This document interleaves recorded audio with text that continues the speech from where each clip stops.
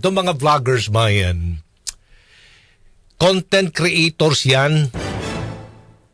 Kaya kahit peke, chismis, pinapatulan. Kasi mga Pilipino, ang hilig po natin sa mga chismis.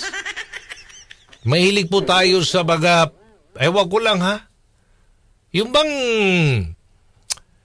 masasabi ko na lang mga pekeng balita. Okay, na lang. Hindi naman lahat. Basta lahat may masabi. Mga vloggers. Content kasi yan eh. May kita sila dyan eh. Monetize ang kanilang pages.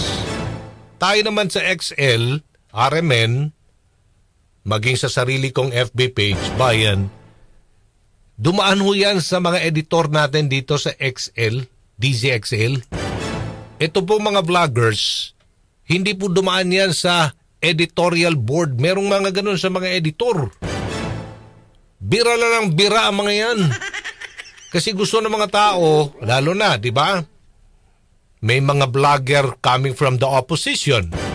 May mga vlogger naman sa administrasyon. Pero mas marami pong mga vloggers ngayon sa oposisyon. Bira ng bira ang mga yan.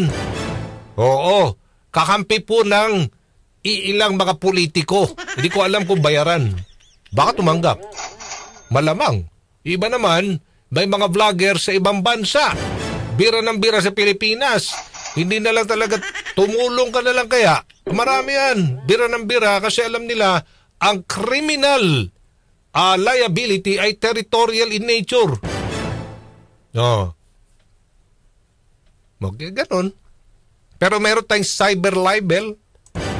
Pwedeng sampahan ang sino mga vlogger na responsable maglabas po ng mga statements or mga dokumento na fruit of a poisonous tree. Alam niyo yun? Wala pong mga basihan, mga hearsay. Ang mga Pilipino mahilig sa ganun. Ang masaklap pa, isinishare pa natin. Hindi naman yan validated, confirmed, hindi dumaan sa mga editorial board o editor mismo ng mga news organization. Ito po mga credible news organization. Napakarami po niyan sa Pilipinas. Sa PCO na lang, pwede yung kayo magtanong. Presidential Communications Office. Yan, marami ho yan ha. Mga credible news organization. Maging sa DZXL News 558. Lahat ng mga balita dito, hindi po yan mga peke. Maraming mga vloggers ngayon. Content ho kasi yan. May kita. Pag may kita, siyempre, maraming magsishare, maraming magko-comment, gagawin nila, magiging kontrobersyal, maninira ng kapwa. Ganun yun. Lalo na ngayong eleksyon. Kaliwat kanan ngayon ang batuan ng putek. May masabi lang.